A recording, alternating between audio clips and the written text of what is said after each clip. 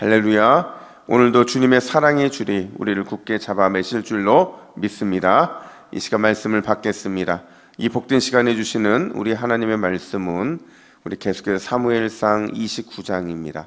사무엘상 29장 1절부터 11절까지의 말씀, 역시 나의 하나님이라는 제목으로 오늘 말씀을 받겠습니다. 우리 1절부터 11절까지 함께 교독하겠습니다. 블레셋 사람들은 그들의 모든 군대를 아벡에 모았고 이스라엘 사람들은 이스라엘에 있는 셈 곁에 진쳤더라. 블레셋 사람들의 수령들은 수백 명씩 수천 명씩 인솔하여 나아가고 다윗과 그의 사람들은 아기스와 함께 그 뒤에서 나아가더니 블레셋 사람들의 방백들이 이르되 이 히브리 사람들이 무엇을 하려느냐 하니 아기스가 블레셋 사람들의 방백들에게 이르되 이는 이스라엘 왕 사울의 신하 다윗이 아니냐.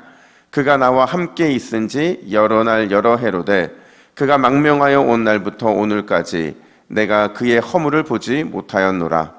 블레셋 사람의 방백들이 그에게 노한지라. 블레셋 방백들이 그에게 이르되 이 사람을 돌려보내어 왕이 그에게 정하신 그 처소로 가게 하소서. 그는 우리와 함께 싸움에 내려가지 못하리니 그가 전장에서 우리의 대적이 될까 하나이다. 그가 무엇으로 그 주와 다시 화합하리이까? 이 사람들의 머리로 하지 아니하겠나이까? 그들이 춤추며 노래하며 이르되 사울이 죽인 자는 천천히요 다윗은 만만히로다 하던 그 다윗이 아니니까 하니 아기스가 다윗을 불러 그에게 이르되 여호와께서 살아계심을 두고 맹세하노니 내가 정직하여 내게 온 날부터 오늘까지 내게 악이 있음을 보지 못하였으니 나와 함께 진중에 출입하는 것이 내 생각에는 좋으나 수령들이 너를 좋아하지 아니하니 그러므로 이제 너는 평안히 돌아가서 블레셋 사람들의 수령들에게 거슬러 보이게 하지 말라 하니라. 다윗이 아기스에게 이르되 내가 무엇을 하였나이까? 내가 당신 앞에 오늘까지 있는 동안에 당신이 종에게서 무엇을 보셨기에 내가 가서 내 주 왕의 원수와 싸우지 못하게 하시나이까? 하니 아기스가 다윗에게 대답하여 이르되 내가 내 목전에 하나님의 전령같이 선한 것을 내가 아나 블레셋 사람들의 방백들은 말하기를 그가 우리와 함께 전장에 올라가지 못하리라 하니 그런즉 너는 너와 함께 온 내 주의 신하들과 더불어 새벽에 일어나라. 너희는 새벽에 일어나서 발거든 곧 떠나라 하니라. 함께 읽습니다. 이에 다윗이 자기 사람들과 더불어 아침에 일찍이 일어나서 떠나 블레셋 사람들의 땅으로 돌아가고 블레셋 사람들은 이스라엘로 올라가니라. 아멘. 사회학의 창시자라고 불리는 사람이 있어요. 영국의 철학자인 허버트 스펜서라는 사람인데요. 머리가 상당히 좋습니다. 그리고 머리만 좋은 게 아니라 뭘 하든지 분석력이 정말 뛰어난 사람이에요.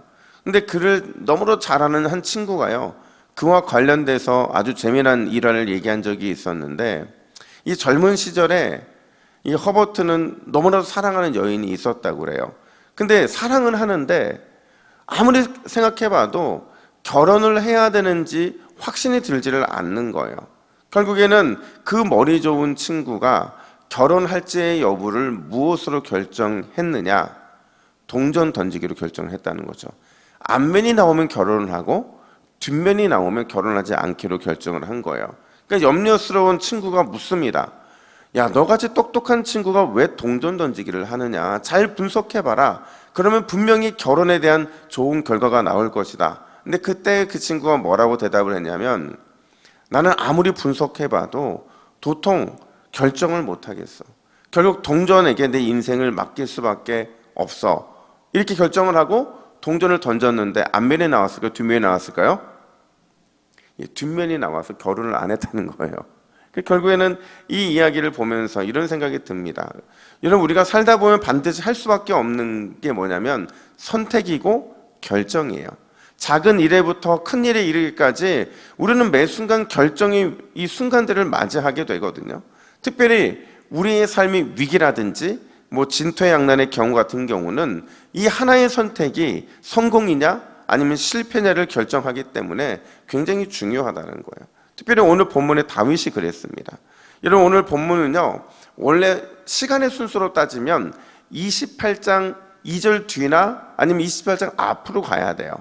왜 그러느냐? 지금 이 이야기가 잠시 사울에게 갔던 시각을 다시 돌이키고 있는 본문이거든요.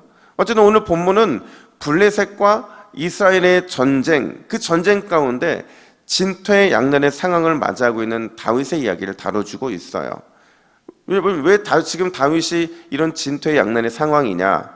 여러분 잘 아시는 것처럼 다윗은 지금 블레셋으로 망명했던 그 망명한 상황이기 때문에 그런 거죠. 만약 다윗이 블레셋 편에 들잖아요. 그러면 결국에는 이스라엘 백성들과 싸울 수밖에 없을 거예요. 그리고 이 싸운 일은 두고두고 이스라엘의 왕이 된 다윗의 발목을 잡을 수밖에 없었을 겁니다. 반대로 이스라엘 편에 들잖아요. 그러면 지금 이 블레셋과 함께하고 있는 가족들, 그리고 자신들의 이 생존의 위협을 받을 수밖에 없었어요. 결국 이 위기에서 오늘 본문은 하나님이 이런 상황에서 어떤 역사를 보여주시는지를 보여주는 게 오늘 본문의 핵심인데, 첫 번째로 기억해야 될 것은 여러분, 하나님은요 절대 우리의 위기에 침묵하지 않으신다는 사실이에요. 여러분 믿으십니까? 근데 여러분 이런 마음이 드실 때도 있을 거예요. 아니에요 목사님, 어떤 때를 보면 하나님이 우리의 위기에 침묵할 때도 있습니다 라고 말씀하실 분이 계실 거예요. 물론 맞는 말입니다. 여러분, 하나님은요 때때로 침묵하실 때도 있어요. 그런다고 하더라도 결국 위기 가운데 있는 자기 백성 결국에 내버려 두십니까? 끝까지 침묵하십니까? 아니면 도와주십니까? 도와주시죠. 위기 가운데로 직접 들어오셔서 우리를 도우시는 하나님이시라는 거예요. 오늘 본문을 보면 하나님께서 다윗의 이 진퇴양난의 상황을 어떻게 개입하시는지 보세요. 여러분, 블레셋의 망명은 다윗이에요. 이제 블레셋의 용병이에요. 근데도 이스라엘과의 전쟁에 참여할 수도 없고 또 불참할 수도 없는 난감한 상황 가운데 있는데, 그 어려운 상황에 다윗은 아무 말도 하지 않는데 블레셋 사람들, 방백들이 강력하게 항의를 합니다. 3절 상반절 보니까 블레셋 사람들의 방백들이 이르되 이 히브리 사람들이 무엇을 하려느냐 하니라고 말을 해요. 그때 아기스가 뭐라고 다윗을 방어해 주느냐? 3절 하반절 말씀을 보시면 이렇게 말을 합니다. 3절 하반절 같이 한번 읽어볼까요? 시작. 그가 망명하여 온 날부터 오늘까지 내가 그의 허물을 보지 못하였노라.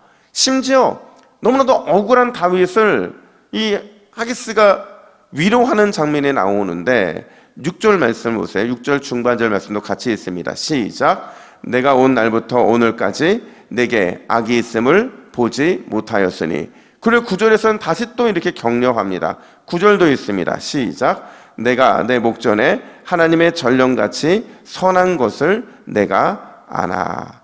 결국 이렇게 다윗은 아무런 말도 하지 않았고 아무런 의견도 내지 않았는데 자연스럽게 이 전쟁에서 빠질 기회를 얻게 되더라는 거죠. 자, 질문.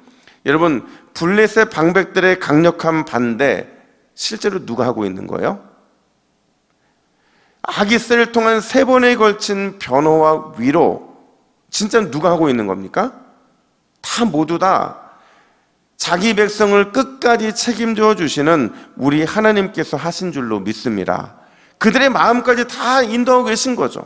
여러분, 우리 하나님은요 절대로 자기 백성을 향해 침묵하시는 분이 아니세요. 심지어 자기 백성이 그릇된 판단으로 실수를 한 상황이라 할지라도 끝까지 책임져 주시고 돌이키게 하시고 가장 선한 길로 인도하시는 분, 그분이 우리의 하나님이신 줄로 믿습니다. 그렇다고 한다면 여러분, 우리는 기억해야 돼요. 수많은 위기 속에서도 우리가 평안할 수 있는 이유는요 절대로 우리에게 그럴 만한 이유가 있기 때문에 그러시는 게 아니에요. 오직 하나님이 우리 편이 되어주시고 우리를 가장 선한 길로 인도해 주시기 때문에 우리는 수많은 위기 속에서도 하나님의 도우심을 받고 그 도우심 가운데 평안할 수 있는 줄로 믿습니다. 여러분, 오늘 이 새벽에 우리가 붙잡아야 될 게 바로 이 믿음이에요. 이 믿음을 붙잡으시고 기도의 자리에서 내 편이 되어주시고 가장 선한 길로 인도하시는 은혜의 주님을 만나시기를 예수님의 이름으로 축복합니다.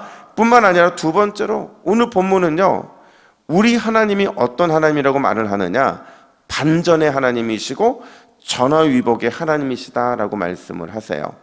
여러분, 오늘 본문을 보면 다윗이 블레셋 사람들로부터 공격을 받는데 그 공격의 말이 뜻밖의 말인 것을 보게 됩니다. 우리 5절 말씀을 같이 한번 읽어볼까요? 5절입니다. 시작.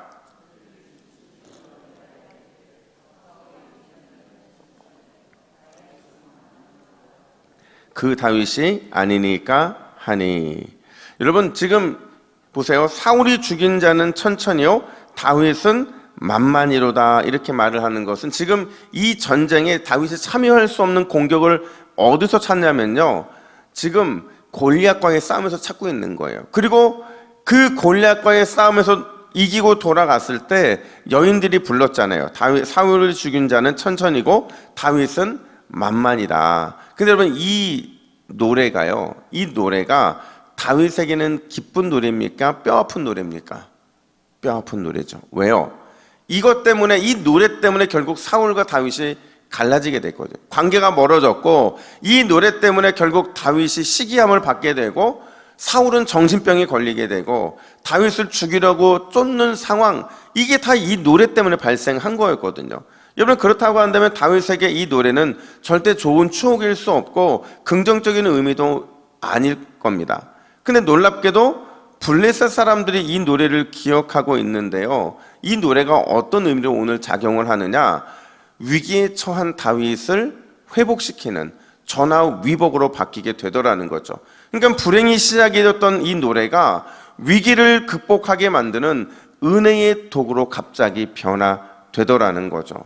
여러분, 오늘의 이 모습을 보면서 우리가 기억해야 되는 것은요, 우리 인생에서 만나는 수많은 위기들과 또 진퇴양난의 상황들이 결국 우리에게는 불평거리도 아니고 원망거리도 아니라는 거예요.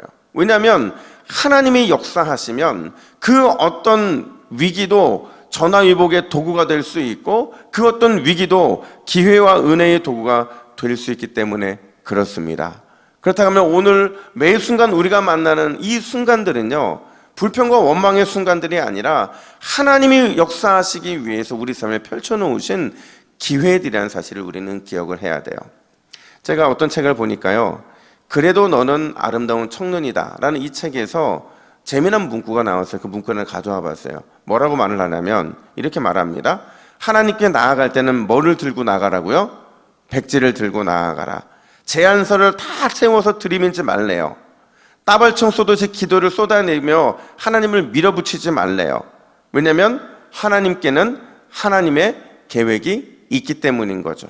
이제는 듣는 기도를 하라는 거죠. 이제는 받아들이는 기도를 하라. 기도는 내 뜻을 관철시키는 게 아니라 누구의 뜻을 받아들이는 거래요? 하나님 뜻을 받아들이는 거라, 이렇게 말하고 있어요. 여러분, 하나님께는요, 언제나 상상도 할 수 없는 하나님만의 방식이 있는 줄로 믿습니다. 이걸 믿는 게 믿음이고요, 이걸 믿고 나아가면 반드시 예측할 수 없는 놀라운 방식으로 하나님이 우리의 삶을 인도해 주실 거예요. 예측할 수 없는 놀라운 방식으로 결국에는 우리를 구원의 자리까지 이르게 하실 줄로 믿습니다. 이 은혜를 사모하고 이 은혜를 통해 기도의 자리에서 승리하시는 저와 여러분들 되기를 예수님의 이름으로 축복합니다. 우리 함께 기도의 제목을 같이 읽습니다. 시작. 주여, 항상 내 편이 되어주시고 끝까지 책임져 주시는 하나님만 의지하게 하옵소서. 반전의 하나님을 기대하며 하나님만 믿고 의지하게 하옵소서. 아멘. 함께 기도하겠습니다. 하나님 아버지, 감사합니다. 우리 인생에 끝까지 책임져 주시는 분 오직 하나님밖에 없는 줄로 믿습니다. 내 편이 되어주시고 가장 선한 길로 인도하시는 하나님만 붙잡는 이 새벽이 될 수 있도록 주님 역사하여 주시고, 우리가 상상도 할 수 없는 하나님의 방식으로 놀라운 구원의 역사를 이루실 주님만을 바라보는 은혜의 시간이 될 수 있도록 우리를 붙잡아 주시옵소서. 이 모든 말씀 우리의 구원자가 되어주시는 예수 그리스도의 이름으로 기도하옵나이다. 아멘.